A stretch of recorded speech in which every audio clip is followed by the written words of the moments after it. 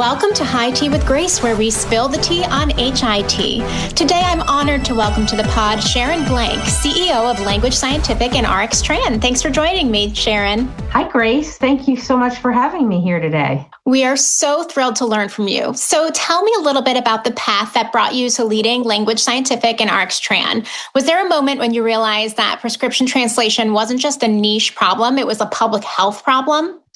So first, I am a self-described chemist turned businesswoman. I've always been drawn to work where precision matters and details are not just details. And where honestly getting something wrong has real consequences. So the creator behind RxTran, Leonid Friedman, had a very large pharmacy chain approach him about how to provide translated prescription instructions on the medications they were dispensing. And once he figured out a way to do this, he realized that even if one pharmacy needed this, what about all the others? And this is where I came in to join and help take this single client solution and help lead the way to ensuring that other pharmacies provide this, what I consider to be absolutely essential service to their limited English proficient population. And by the way, that's most commonly referred to in the business as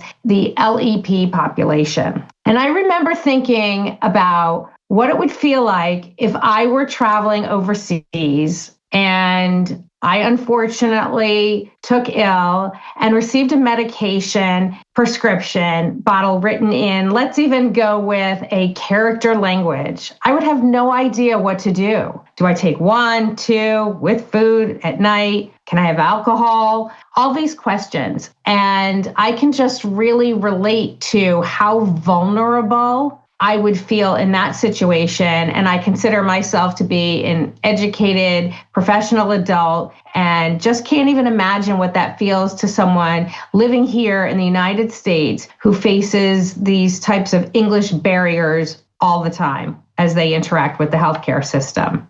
True. That would be so scary to be abroad and not be able to understand these prescription information. And yet that's happening in the United States today, where people are getting these prescriptions and it's not in their language and in a way that they can understand it. So it's pretty amazing what you guys are building. Thanks, Grace. And just to kind of add a little bit of the boring data and stats to that point, it's mind-boggling. There is over 8% of the U.S. population, and that really kind of trickles down to 26 million people over the age of 5 are considered LEP in the United States here today. So certainly no small amount of people struggling with this. I also can remember early on when joining RxTran, I once received a call from a tearful Vietnamese pharmacist who said, I can't believe there's now a service that I have to offer to provide this proper information amongst my community. And it truly is a basic safety need. It is not a nice to have. So true. Now, tell me a little bit about where does the prescription journey break down between the moment a doctor writes a prescription and then the moment a patient tries to take it? So the breakdown happens when the clinical intent doesn't make it all the way to the patient in a way that the patient can understand it. A doctor will prescribe the right medication, the pharmacy will dispense the right medication, and if all goes well, there's no problem there. However, let's add in now that the patient gets home and can't understand or read or interpret the instructions on the bottle. So now this entire journey has just failed. And to add to that, there are basically 3 dangerous things that can happen, in my opinion. 1, the patient is too scared to take the medication at all. They're looking at it, they don't understand what they're doing, and it's not that they're being careless, it's that they truly are afraid to put something in their body when they don't understand how to correctly do it. Second, they may try to take it, but misunderstand the instructions. So maybe they take it at the wrong intervals. Maybe they take the wrong amount. Maybe it was supposed to be taken with food or without food. So there's that real risk. And third, which is, I think, a very common challenge, is they might ask a relative, a child, a neighbor, or someone to sort of help them try to understand what it means. And as well-intentioned as this person may be, they're not necessarily a medical translator. They don't understand the clinical abbreviations, the specifications, the seriousness of any small interpretation that they've just made. And this is the moment the patient has to really just make a decision and rely and hope. That's not good enough. And I think really everyone scary when you think about it. That's a scary reality that this is happening. And it's so interesting to see that changes are being made to try to fix this issue. And there seems to be something happening in pharmacies right now where pharmacists are quietly using ChatGPT, Google Translate, and other kind of consumer tools to translate prescription instructions to people. And sometimes that has a waiver, which is kind of pushes the liability onto the pharmacy if something goes wrong. But so what does that actually look like at the counter? What's that risk to patients when they're using these AI tools, which we know could potentially hallucinate and say something incorrectly to the patient? Well, so thanks, Grace, because you just helped me highlight some of the problems here. And I understand why this happens. The pharmacists are trying to help. They want to be helpful. They want to provide the best patient experience that they can. They want to try to enforce and support adherence. They're under pressure. They want to solve the problem. So they're quickly turning to an easy fix. However, I use technology all the time. And as you said, translation tools are good, but they're not exactly accurate. If I'm traveling and use Google Translate to help me understand a menu, sure. I doubt, unless I have severe allergies, that there's any life-threatening situation in using that. However, would I use Google Translate to help me decide how much medicine to give to a dear family member, my daughter, someone like that? Absolutely not. Because probably right is just not good enough when when someone's safety's on the line. Yeah, simply not good enough. Exactly. When someone could potentially die due to misinformation or the wrong information being communicated to them. About 22% of U.S. hospitalizations trace back to medication non-adherence. That is a very interesting stat to me and something I've been really tracing and thinking about for the past few years on how innovation can really come and fix this issue. And recently, actually, Washington State implemented a new law that will require pharmacies to provide prescription instructions in at least 10 languages. We know New York, California, Oregon, and Nevada already have something in place like that. So what should pharmacy leaders, chain CEOs, regulatory affair leads, operation heads do right now, knowing that, no matter what state they're in? Right. And again, I do want to commend the states that have already regulated this, and Washington is predicted to come online here in January 2027.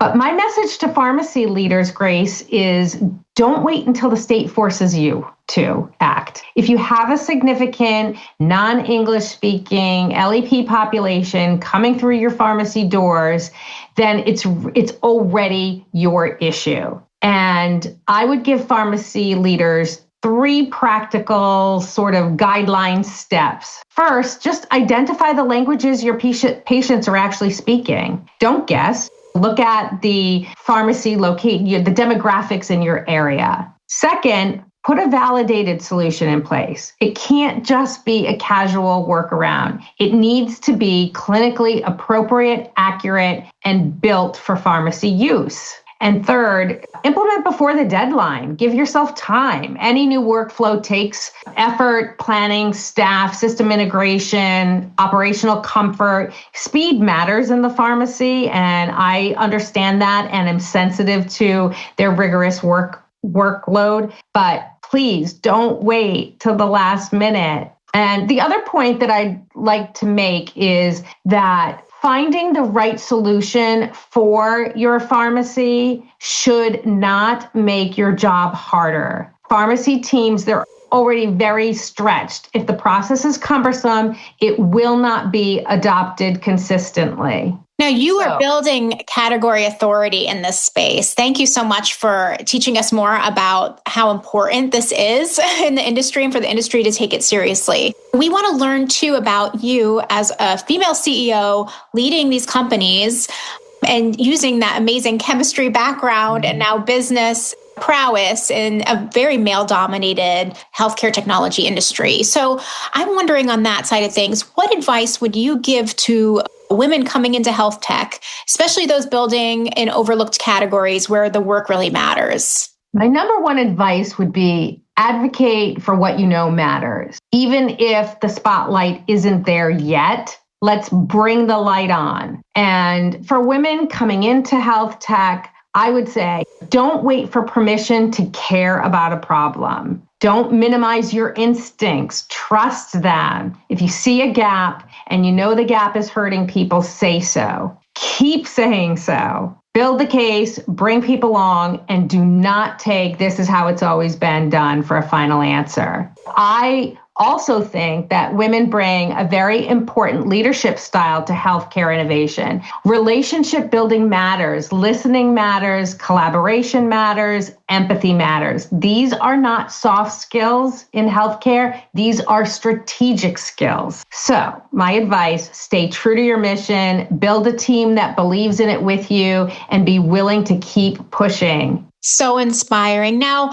as a woman leader, are there certain habits in your daily life that help you work your best and make a difference? What are things that you do regularly that just keep you at the top of your game? First and foremost, continuous coaching. And I don't mean me coaching others necessarily. In that, I mean, I love to surround myself with mentors and coaches. And it is something I have a very strong passion about. Tom Brady, even when he was the number one most performing quarterback out there, he had coaches around him all the time. So I really am passionate about collaborating and being mentored, and of course, returning that back to people and providing coaching and mentorship for the people I work with. So true. And I do think people they think that once they made it to a certain spot, they don't need to keep honing their skills. And it's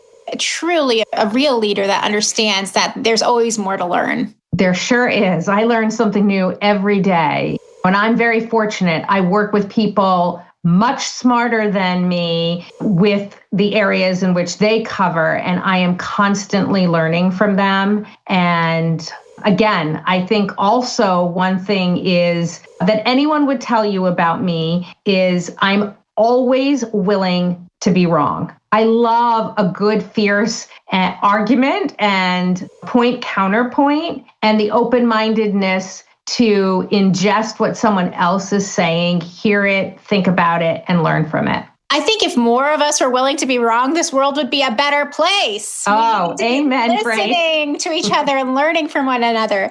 Now, to finish this conversation off right, where can our listeners find you online? I can be found on LinkedIn, Perfect. Sharon Blank. Awesome. And Language Scientific and RxTran. Excellent. Now, before I forget, did you happen to bring tea with you today or coffee? And if so, tell me about your mug. Okay, so I'm so excited because I've listened to your podcast for a while now, and I always thought, if I have high tea with Grace, I know exactly what mug I'm going to use. So I have here a cup of tea, and my mug is so me. It's actually a beaker with a handle. I've had this for over 25 years from when I worked back in the lab, and I actually have quite a set of them. They came from different scientific glassware manufacturers. And basically, for me, it's a fun little connection back to my scientific roots. I started as a chemist, and even though my career moved me so far into business and leadership, my scientific foundation is still very much a part of how I think. I think all of us need to go out and get ourselves beaker mugs in the science and technology world. That is so good. Well, thank you so much for joining us today. We loved learning from you. Well, thank you so much for having me, Grace. It's a pleasure. And thanks to you folks for joining us too. Check out the High Tea with Grace podcast for more interviews with great guests like Sharon today. Cheers! Like a Girl Media is more than a media network. It's a community. We want to meet you and amplify your voice and the voices of outstanding women innovating in healthcare. Interested in starting your own podcast or hosting an event near you? Connect with us online or in person. We're here to support and empower you.